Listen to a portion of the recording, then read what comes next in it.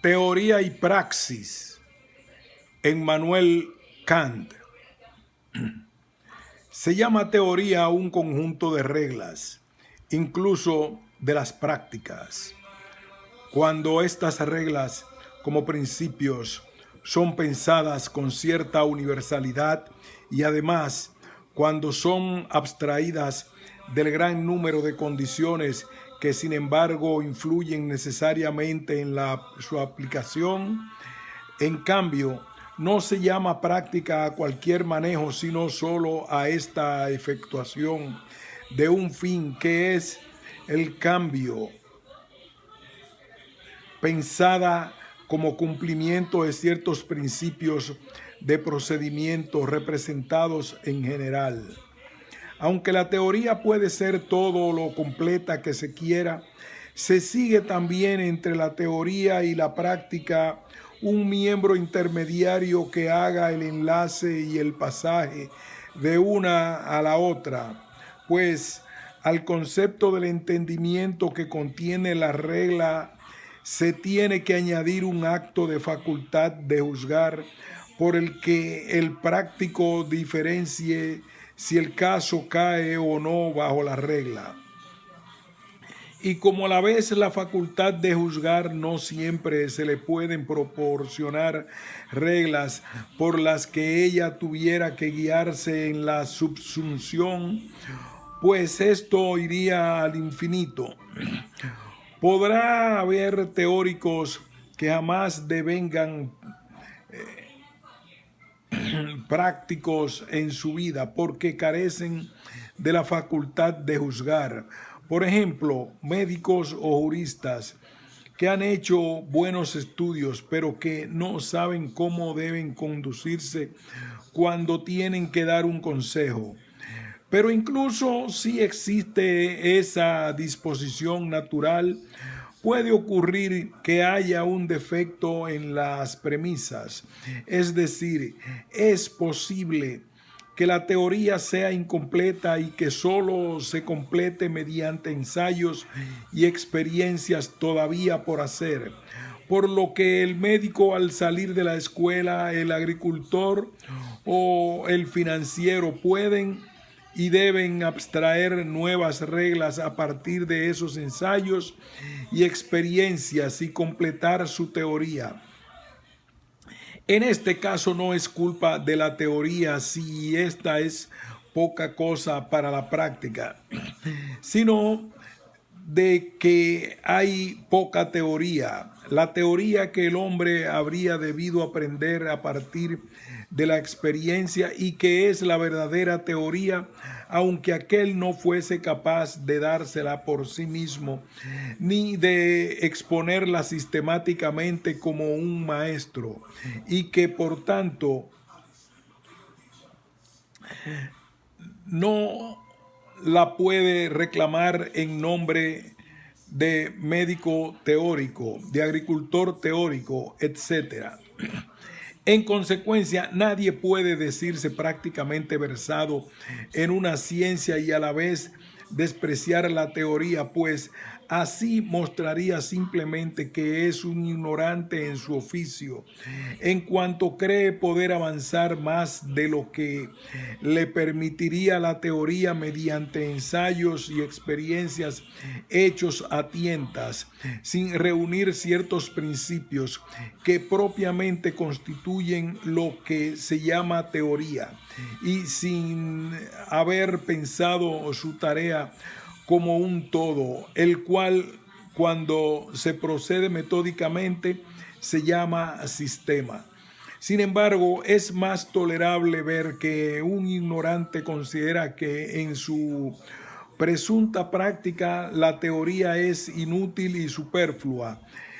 que ver que un razonador concede que la teoría es buena para la escuela, más o menos para ejercitar la inteligencia, pero que en la práctica ocurre algo enteramente distinto,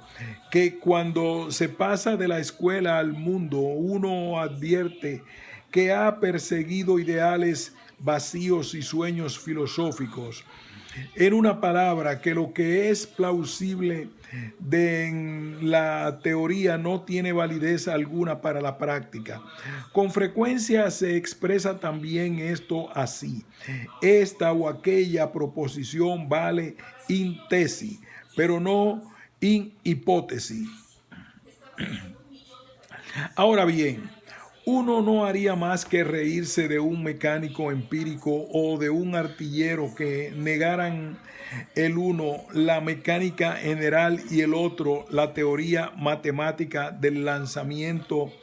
de bombas, al sostener uno y otro que esas teorías son, por cierto, sutiles, pero que no son válidas en la práctica, porque en la aplicación la experiencia da otros resultados que los de la teoría. En efecto, si la primera se le añade la teoría de la acción y a la segunda de la resistencia del aire, entonces en general más teoría todavía, una y otra concordarían muy bien con la experiencia. Sin embargo, el caso es totalmente distinto según se trate de una teoría que concierne a los objetos de la intuición o de una teoría en la que estos objetos son representados solo por conceptos, con objetos de la matemática o con objetos de la filosofía. Es posible que estos últimos objetos sean pensados perfectamente y sin reproche por parte de la razón, pero quizás no puedan ser dados, sino que pueden ser meras ideas vacías, de las que no se podría hacer uso alguno en la práctica o solo un uso perjudicial. En tales casos, el refrán estaría justificado. Pero en una teoría fundada sobre el concepto del deber se anula el recelo causado por la vacía idealidad de este concepto, pues no sería un deber intentar cierto efecto de nuestra voluntad si ese efecto no fuera también posible en la experiencia, sea ese efecto pensado como consumado o como aproximándose constantemente a su consumación. Y en el presente tratado solo hablamos de esta especie de teoría, pues a propósito de esta última, se ha alegado frecuentemente, para escándalo de la filosofía, que lo que puede ser correcto en ella es, sin embargo, sin valor para la práctica, y esto proferido en un tono altivo, desdeñoso y pleno de arrogancia, con la intención de reformar mediante la experiencia a la razón misma, en lo que ésta pone su honor supremo, y de poder ver más lejos y con más seguridad en una pseudo sabiduría con ojos de topo clavados en la experiencia, que con los ojos propios de un ser hecho para estar erguido y contemplar el cielo. Esa máxima, que en nuestra época rica en proverbios y vacía en acción, se ha vuelto muy común, ocasiona el mayor daño cuando se refiere a algo moral, deber de virtud o del derecho. Pues aquí se trata del canon de la razón en lo práctico, donde el valor de la práctica reposa enteramente en su adecuación a la teoría que le sirve de base, y todo está perdido si las condiciones empíricas y por tanto contingentes de la ejecución de la ley se convierten en condiciones de la ley misma, y si en consecuencia una práctica calculada sobre un resultado probable según la experiencia sucedida hasta ahora resulta autorizada a dominar la teoría subsistente por sí misma. Divido este tratado según los tres diversos puntos de vista, desde que los que suele evaluar su objeto, el hombre de bien, se resuelve tan atrevidamente acerca de teorías y sistemas. Entonces, según una triple cualidad, uno, como hombre privado, pero sin embargo hombre práctico. Dos, como hombre político. Tres, como hombre de mundo o ciudadano del mundo. En general, ahora bien, estas tres personas están de acuerdo en arremeter contra el hombre de escuela, que elabora teorías para ellas y para mejorarlas, imaginándose que entienden el asunto mejor que él. Lo reconducen a su escuela como un pedante que, perdido para la práctica, no hace más que cerrar el paso a la experimentada sabiduría de las tres. Presentaremos entonces la relación de la teoría con la práctica en tres partes. Primeramente, en la moral, en general, con respecto al bien de cada hombre. En segundo lugar, en la política,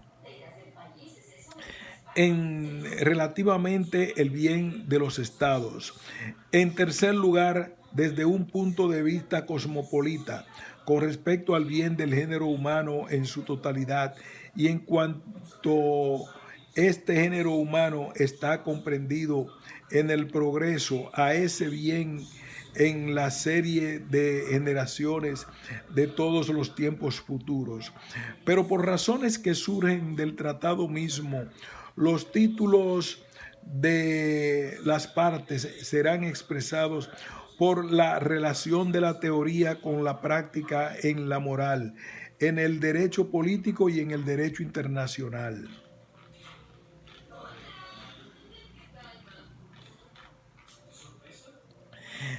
1. De la relación de la teoría con la práctica en la moral en general.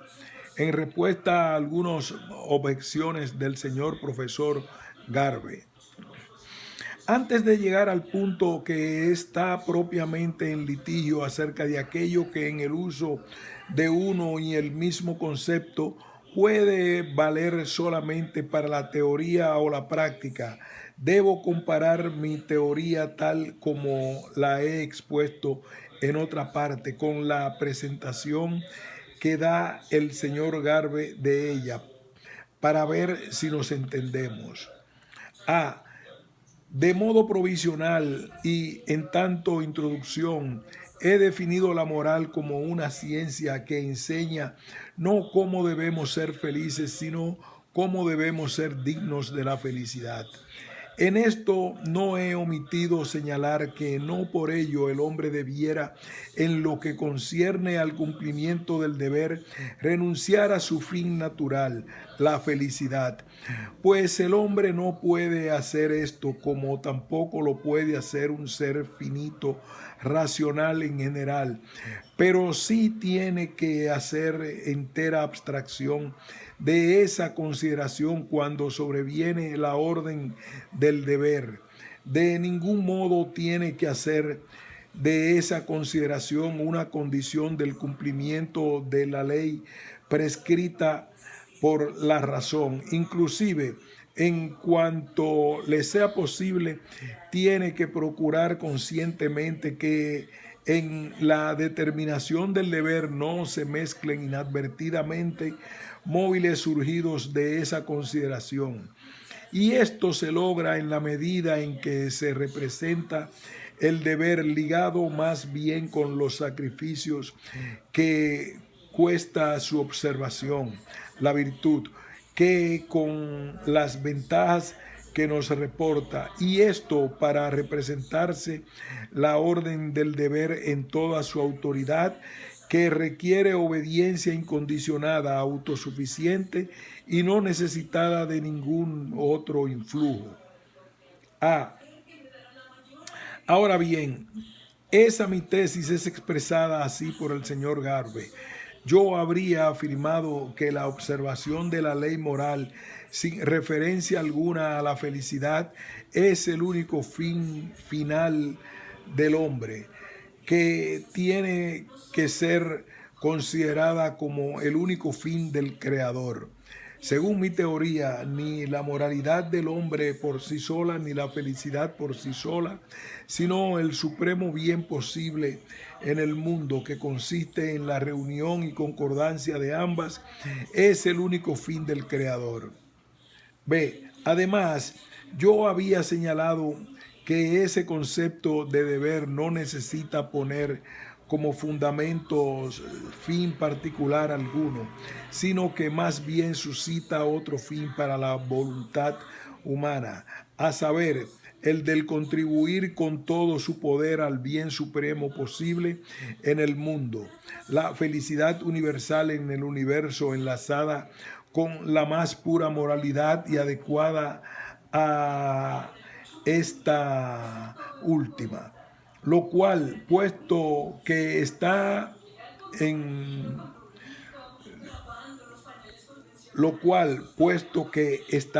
nuestro poder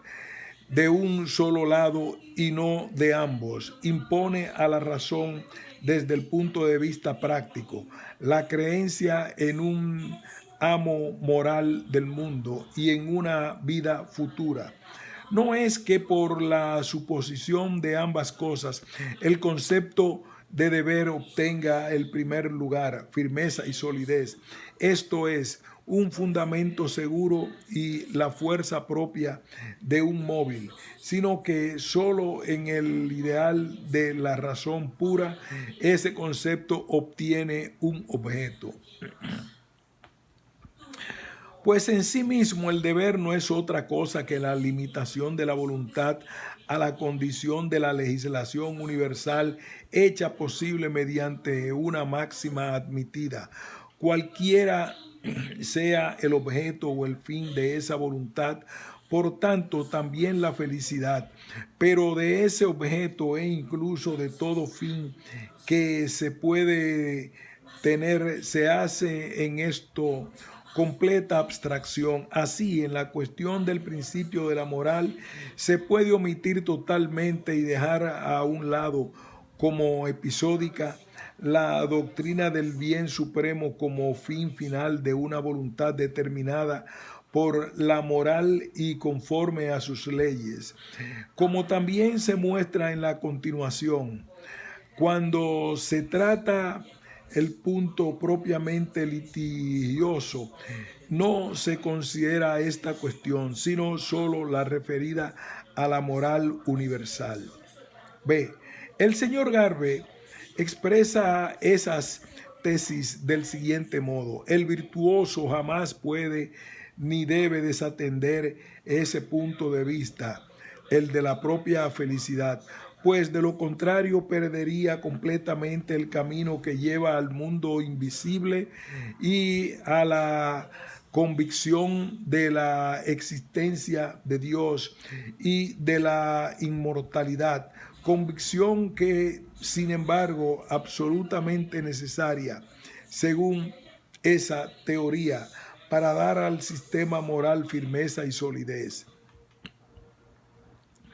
Y para compendiar la suma de las afirmaciones que me atribuye, concluye así: a consecuencia de esos principios, el virtuoso se esfuerza incesantemente por ser digno de la felicidad, pero en cuanto es verdaderamente virtuoso, jamás se esfuerza por ser feliz. La expresión en cuanto insofern introduce aquí una ambigüedad que primero hay que cancelar. Puede significar en el acto en que el hombre como virtuoso se somete a su deber, y aquí esta proposición concuerda perfectamente con mi teoría. O bien, si el hombre es en general solo virtuoso, y entonces incluso cuando no se trata del deber y no hay lugar de transgredirlo, no debe de ningún modo referirse a la felicidad, lo que contradice completamente mis afirmaciones. Las objeciones no son, pues, sino malentendidos, pues no puedo tenerlas por interpretaciones tendenciosas, cuya posibilidad tendría que extrañar si la propensión humana de seguir el propio pensamiento habitual en el enjuiciamiento de los pensamientos ajenos y de introducir aquel en estos, no explicara lo suficientemente tal fenómeno. Ahora bien, a ese tratamiento polémico del mencionado principio moral le sigue una afirmación dogmática de lo contrario. En efecto, el señor Garvey argumenta analíticamente así: en el orden de los conceptos es necesario que la percepción y la diferenciación de los estados, por lo cual se da a uno la preferencia sobre el otro, precedan a la elección de uno entre ellos y por consiguiente a la determinación de cierto fin. Pero un estado que un ser dotado de la conciencia de sí y de su estado prefiere a otra manera de ser en el momento en que ese estado está presente y él lo percibe, es un buen estado. Y una serie de tales buenos estados es el concepto más general que expresa la palabra felicidad. Además, una ley supone motivos, pero los motivos suponen una previa diferencia percibida entre el estado mejor y uno peor. Esta diferencia percibida es el elemento del concepto de felicidad, etc. Además de la felicidad en el sentido más general de la palabra, surgen los motivos de todo esfuerzo. Por consiguiente, también el cumplimiento de la ley moral. Primero tengo que saber de manera general que algo es bueno antes de poder preguntar si el cumplimiento de los deberes morales cae bajo la rúbrica del bien. El hombre tiene que tener un móvil el hombre tiene que tener un móvil que lo ponga en movimiento antes de que se le pueda proponer un objetivo al cual ese movimiento debe tender. Este argumento no es más que un juego con la ambigüedad de la palabra el bien, sea que se lo ponga en tanto bueno en sí e incondicionalmente al mal en sí, voce, sea que se lo compare en tanto bueno que siempre lo es solo condicionadamente, con el bien peor o mejor, puesto que el estado que resulta de la elección del último es solo un estado comparativamente mejor, pero que en sí mismo puede ser malo. La máxima que prescribe la observación incondicionada sin referencia a fin alguno puesto como fundamento de una ley del libre arbitrio que manda categóricamente, esto es, del deber. Se diferencia esencialmente, esto es, según la especie, de la máxima de perseguir el fin, que en general se llama felicidad, que la naturaleza misma nos asigna con motivo de cierta manera de obrar, pues la primera máxima es buena en sí misma. La segunda no lo es en modo alguno. Puede, en caso de colisión con el deber, ser muy mala. En cambio, cuando cierto fin es puesto como fundamento, por tanto, cuando ninguna ley manda incondicionalmente, sino solo bajo la condición de ese fin, dos acciones opuestas pueden ser ambas buenas de modo condicionado. Una puede ser solo mejor que la otra, y estas entonces podría ser llamada comparativamente mala. Y lo mismo ocurre con todas las acciones cuyo motivo no es la ley racional incondicionada, deber, sino un fin puesto arbitrariamente por nosotros como fundamento, pues éste pertenece a la suma de todos los fines cuyo logro es llamado felicidad, y una acción puede aportar más, otra menos, a mi dicha, y en consecuencia puede ser mejor o peor que otra. Pero la preferencia de un estado de la determinación de la voluntad a otro es meramente un acto de la libertad. 3. Merai facultatis, como dicen los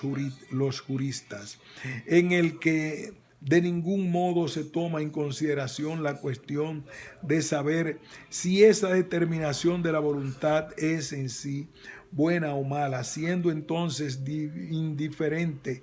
a una u otra determinación. Un estado que consiste en estar ligado con cierto fin dado que prefiero a cualquier otro de la misma especie, es un estado comparativamente mejor, a saber, en el campo de la felicidad, a la que la razón jamás reconoce como bien, sino de manera solamente condicionada en la medida en que uno es digno de ella. Pero aquel estado en que, en caso de colisión de ciertos de mis fines con la ley moral del deber, soy consciente de preferir este último, el deber. No es meramente un estado mejor, sino el único que es bueno en sí. Es un bien de un campo por entero diverso, en el que no se considera en modo alguno fines que se puedan ofrecer, por tanto tampoco se considera la suma de los mismos, la felicidad, y en el que lo que constituye el fundamento de determinación del arbitrio no es la materia del arbitrio, un objeto que le es dado como fundamento, sino la simple forma de la legislación universal de su máxima. Por consiguiente, no se puede decir en modo alguno que todo estado que prefiero a cualquier otro modo de ser sea atribuido por mí a la felicidad, pues primero tengo que estar seguro de que no obra contra mi deber. Solo después me es permitido mirar por la felicidad en cuanto pueda conciliarla con el estado moralmente y no físicamente bueno, que es el mío. Por cierto, la voluntad ha de tener motivos, pero estos no son ciertos objetos referidos al sentimiento físico, propuestos como fines, sino nada más que la ley incondicionada misma y la disposición de la voluntad a encontrarse bajo la ley como coacción incondicionada se llama sentimiento moral, el cual no es entonces causa sino efecto de la determinación de la voluntad y del cual no tendríamos en nosotros la menor percepción si esta coacción no la precediera. Por esto la vieja cantilena que dice que ese sentimiento, por tanto, un placer que nos damos como fin, constituye la causa primera de la determinación de la voluntad, que por tanto la felicidad a la que ese placer pertenece como elemento, constituye el fundamento de toda necesidad objetiva de lograr, por tanto, de toda obligación. Esa cantinela forma parte de las frivolidades sutiles, cuando no se puede dejar de preguntar por la asignación de una causa a determinado efecto. Se determina por hacer del efecto la causa de sí mismo. Llego ahora al punto que nos concierne propiamente aquí, a saber, establecer y probar mediante ejemplos el presunto interés contradictorio entre la teoría y la práctica en filosofía. Lo mejor La mejor prueba de ello la da el señor Garvey en su mencionado tratado. Dice primeramente, al hablar de la diferencia que yo encuentro entre una doctrina que nos enseña cómo llegar a ser felices y la que nos enseña cómo llegar a ser dignos de la felicidad. Confieso por mi parte que comprendo muy bien esa división de las ideas en mi cabeza, pero que no encuentro en mi corazón esa división de los deseos y de los esfuerzos. Incluso no comprendo cómo un hombre puede tener conciencia de haber apartado absolutamente su anhelo de felicidad y de haber ejercido así el deber de modo totalmente desinteresado. Respondo primeramente al último punto. Concedo de buena gana que ningún hombre puede tener conciencia con certeza de haber ejercido su deber de modo totalmente desinteresado, pues esto pertenece a la experiencia interna. Y para tener conciencia del estado de la propia alma, habría que tener una representación perfectamente clara de todas las representaciones accesorias y de todas las consideraciones que la imaginación, el hábito y la inclinación asocian al concepto de deber, pero en ningún caso esta representación puede ser exigida. Además, la inexistencia de algo, por tanto también la de una ventaja pensada en secreto, no puede ser en general objeto de experiencia. Pero que un hombre debe ejercer su deber de manera completamente desinteresada y que tiene que separar totalmente su anhelo de felicidad del concepto de deber para tenerlo así totalmente puro, de esto es muy claramente consciente. O si se cree no serlo, se le puede exigir que lo sea en la medida en que está en su poder serlo,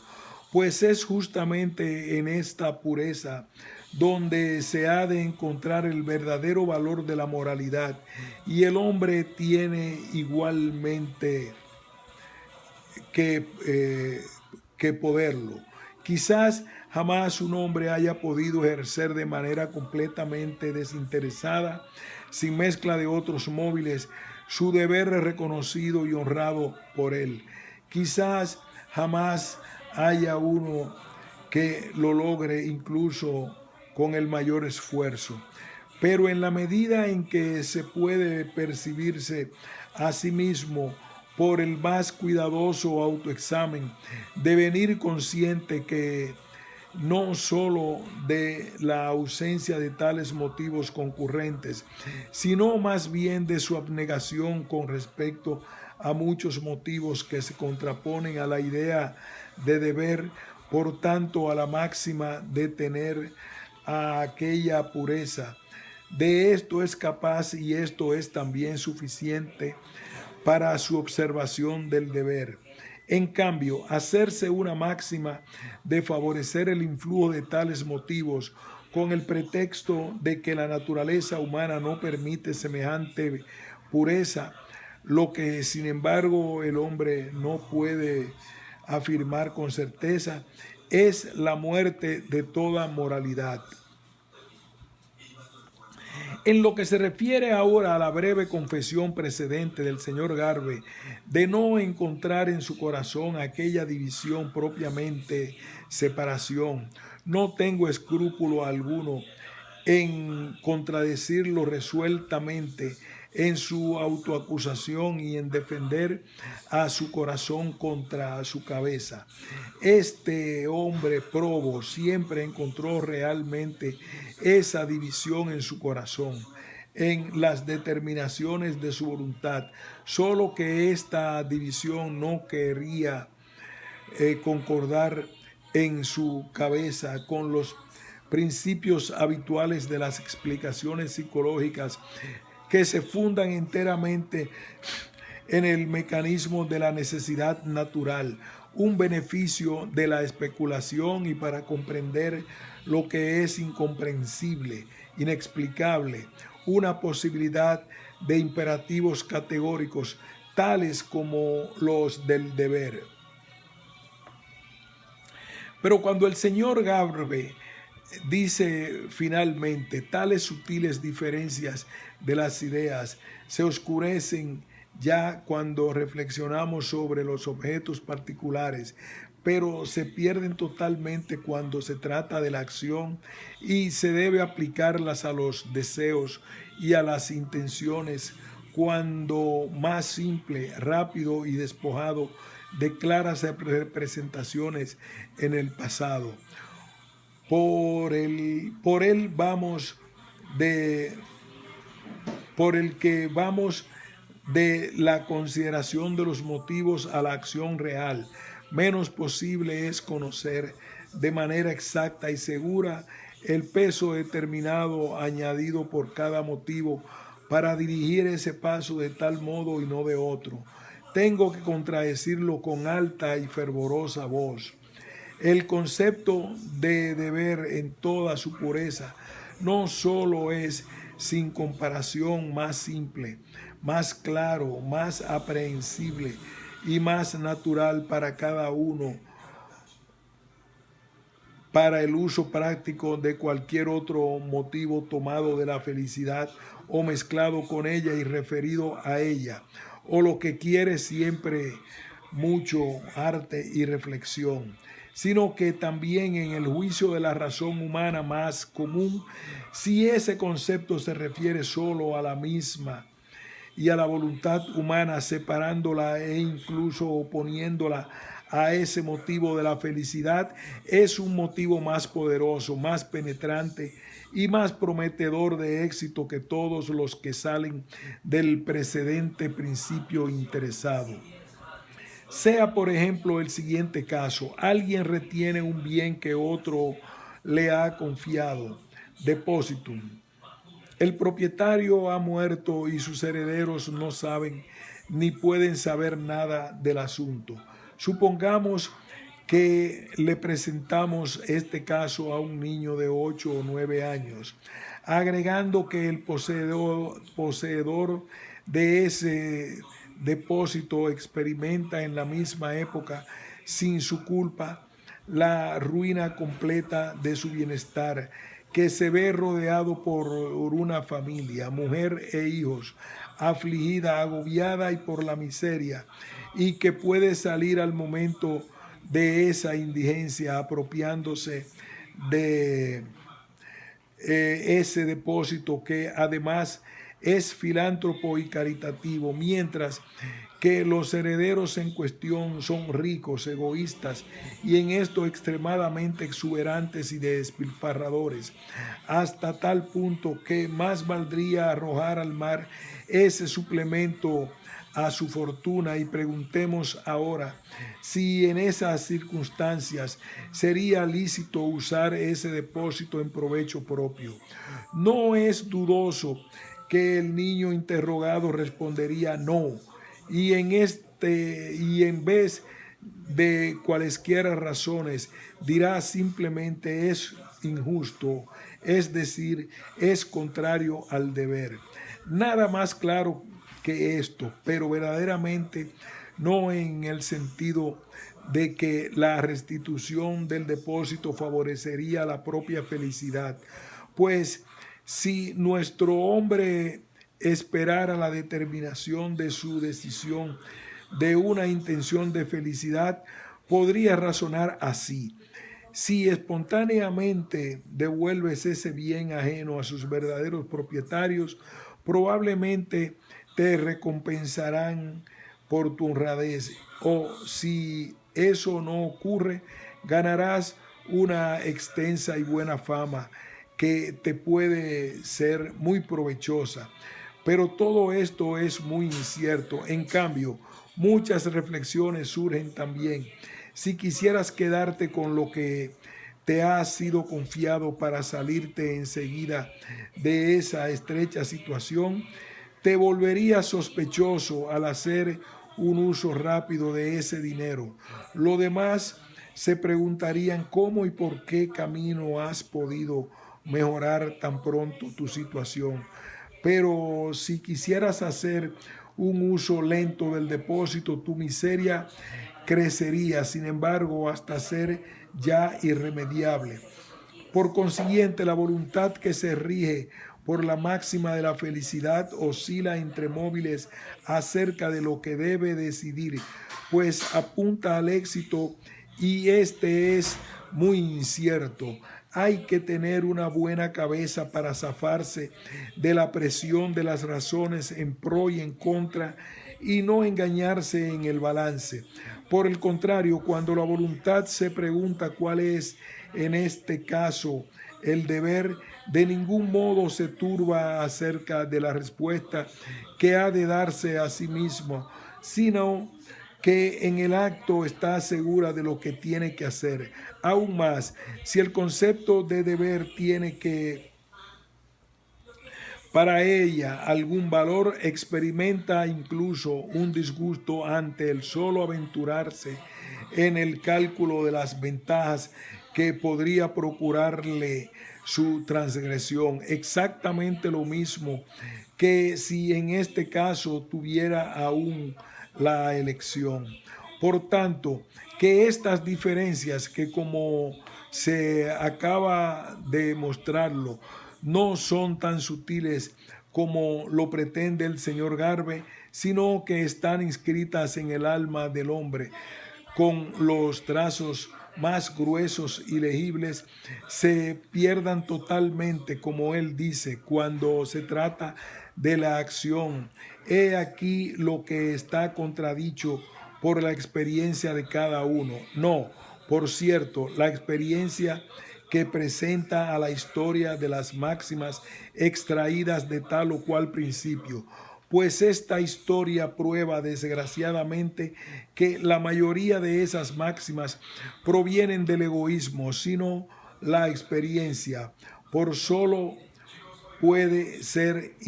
que solo puede ser interna, de que ninguna idea eleva más el ánimo humano y lo activa hasta la exaltación que justamente la de una disposición moral que venera el deber sobre todas las cosas, lucha con los inmuebles, lucha con los innumerables males de la vida e incluso con sus más seductoras tentaciones y sin embargo triunfa sobre ellos como un derecho. Admitimos que el hombre es capaz de ello, que el hombre es consciente de que él puede esto porque él lo debe. Esto revela en él un fondo de disposiciones divinas que le hacen experimentar una especie de escalofrío sagrado ante la grandeza y sublimidad de su verdadera destinación. Y si el hombre atendiera a ello con más frecuencia, si se lo acostumbrara a despojar enteramente a la virtud de toda la riqueza de su botín de ventajas procuradas por la observación del deber y a representársela en su total pureza, si el uso constante de ella se volviera un principio en la enseñanza privada y pública, un método de inculcar deberes que casi siempre ha sido desdeñado, la moralidad de los hombres pronto tendría que mejorar. Que hasta ahora la experiencia histórica no haya querido todavía probar el buen éxito de la teoría de la virtud es culpa precisamente del falso supuesto que dice que el móvil extraído de la idea del deber en sí mismo es demasiado sutil para el concepto común, mientras que, al contrario, la idea más grosera, sacada de ciertas ventajas por esperar en este mundo e incluso también en el mundo futuro del cumplimiento de la ley, sin atender a esta misma como móvil, tendría más fuerza sobre el ánimo y que al conceder a la aspiración a la felicidad la preferencia sobre el hecho de merecer ser feliz, del que la razón hace la condición suprema, Se ha hecho hasta ahora de esa aspiración el principio de la educación y de las predicaciones del púlpito, pues los preceptos que indican cada uno cómo puede volverse feliz o al menos preservarse del daño no son en modo alguno mandamientos, no obligan a nadie y cada uno puede, una vez que ha sido advertido, elegir lo que le parece bueno, si consciente en padecer lo que le toque. En cuanto a los males que podría acarrearle el despreciar los consejos que le han sido dados, no tiene razones para tenerlos por castigos, pues estos no alcanzan más que a la voluntad libre, pero contraria a la ley. Pero la naturaleza y la inclinación no pueden darles leyes a la libertad. Muy otra cosa ocurre con la idea de deber, cuya transgresión, incluso si sin considerar las desventajas que resultan de ello, actúa inmediatamente sobre el ánimo y vuelve al hombre condenable y punible ante sus propios ojos. Hay aquí entonces una clara prueba de que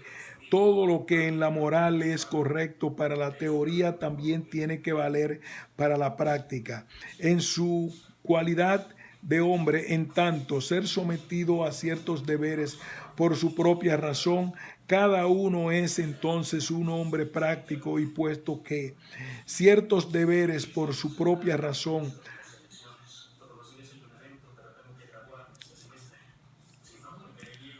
en su cualidad de hombre, en tanto,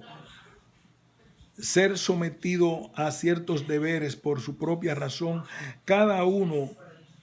es entonces un hombre práctico, y puesto que en tanto hombre jamás se emancipa de la escuela de la sabiduría, no puede, como si estuviese mejor instruido por la experiencia acerca de lo que es un hombre y de lo que se puede exigir de él, remitir a la escuela con soberbio desprecio al partidario de la teoría, pues toda esa experiencia de nada le sirve para sustraerse a la prescripción de la teoría. A lo sumo, esta experiencia puede enseñarle cómo realizar mejor y más universalmente la teoría si se ha admitido en sus principios. Pero aquí solo consideramos esto y no la habilidad pragmática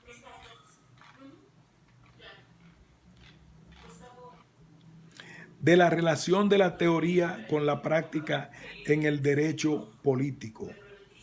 Contra Hobbes.